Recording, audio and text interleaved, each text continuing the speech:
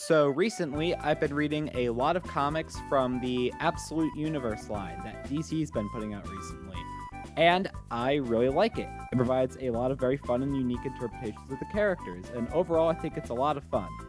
Anyway, here's every single Absolute DC villain ranked by how comfortable I would be asking them for drugs. No, I do not know what prompted this, and no, I swear that I am not insane. Nope. It's a planet. I don't think it can do drugs. And even if it could, it exists solely to enforce the law of Mu. I don't care that it's the law of a space cult, this planet is still a cop. It's a giant, energy-draining kaiju monster. I don't think I would survive long enough to ask, even if it is smart enough to understand. No. While wanting to access an infinite speed dimension does sound like a plan made on actual speed, he's just kind of a crazy monster now, so no. This guy sold out his friends to the House Un-American Activities Committee. He's the kind of guy that would go to a rave just so he can call the cops on everybody there. He's a narc. Absolutely not. Based off of what I've seen of him, he seems like a responsible adult, at least when he's not being hired by the military to hunt down a teenager. And he seems like he would be the type of person to give me a lecture if I did ask him. His whole thing may be ice and snow, but I do not think it includes that kind of snow. Also, look at him. He's a sentient puddle of lava. You may as well be asking a rock. Now, this one is tricky because it will give you drugs, but specifically in the hopes that you become a drug addict and kill yourself via an overdose because it's a dick like that. Hell no, he seems like he'd give me coke in exchange for my firstborn child or something like that. He is from a Central American country and works for a billionaire, so he definitely has drug experience. But what I see happening is that he gives you the product, you black out, and the next thing you know, you're in Arkham about to be turned into a Silent Hill monster for a guy in a bat suit to fight. Like White Martian, I do think that he would give you the drugs, but only because he is a hitman and it'll leave less evidence of his existence behind if it looked like you died of a meth overdose instead of a bullet to the face. He's an inventor who spends most of his free time in his lab with his riddle-answering robot. I'm pretty sure he'd have a panic attack if he had weed. Now, I do not think I need to explain why asking the National Security Advisor of the United States for drugs is probably a bad idea. She probably does have weed. I mean, her job is running a secret organization that experiments on people and turns them into superpowered monsters. That is a lot of stress. But I think that she is way too much of a stick in the mud to share any. Now, we only just met him in the most recent issue of Absolute Batman, so I don't really have any info to judge him on where he should be on this list, so he's just going right here in the middle. She probably smokes a blunt every now and then, but she sold her own friends out to the military just so she could get a bigger pay cut. So she is absolutely snitching on you to the police at the first opportunity she gets. If I'm gonna be entirely honest, the only reason why she's up this high is because in this one picture, she just looks like she's completely roided out. Okay, so this one's interesting. They were probably both around in the 80s because Lazarus Pit, so they've probably both done coke. But they will not be caught dead sharing their stash with a peasant such as I, so no.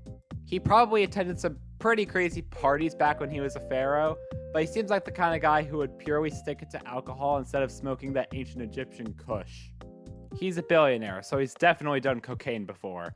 I will not be asking him, though, because he is a jerk. From what little we've seen of him so far, he does seem pretty chill, but it should be warned that the stuff he'll give you will literally make your mortal mind explode with cosmic truths, so I do not recommend it. She wants to fuse all of the kingdoms of life into one singular perfect organism. That just sounds like an idea that she came up with while she was on weed in college. Like Captain Cold, she is a responsible adult. Unlike Captain Cold, though, she probably wouldn't care too much if she catches you smoking a blunt. Pre-Bane incident, Harvey wouldn't sell you anything illegal. He works for City Hall. He will, however, hand you a piece of paper with Ozzy's phone number on it and say, I have no idea where you could find anything like that. She was only in 2 issues before she got unceremoniously murdered, but I'm just getting the vibe that she would absolutely get blasted on fermented fruit or something in the woods. He's a wizard, so he's probably done some LSD before. But the only major thing we've seen him do so far is murder his own teammate to get more power, so I'd proceed with caution. He's an alien who believes that chaos is the natural order of the universe and quotes stuff from Gnosticism constantly. He's a space hipster and would be happy to share his stash as long as you listen to him about the good word of moo.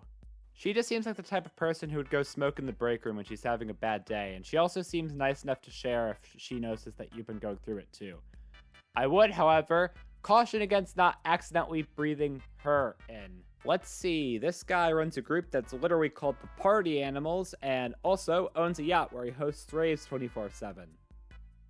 Yeah, this guy definitely does crack.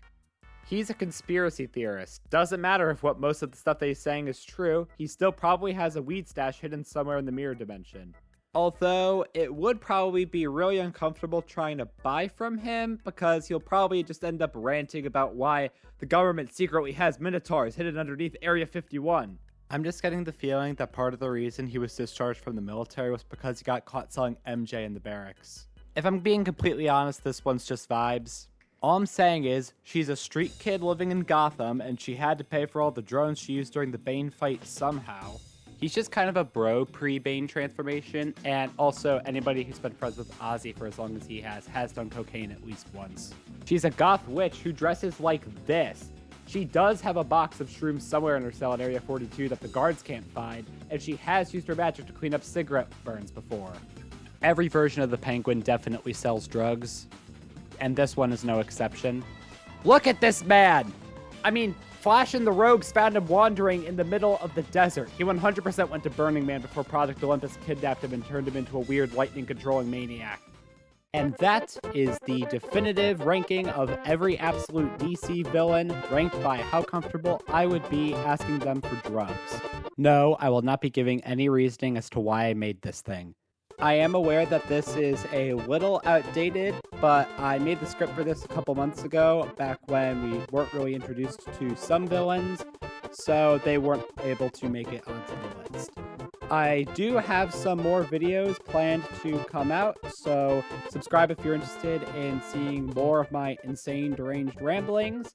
I hope you enjoyed this absolute abomination, and I will see you all next time.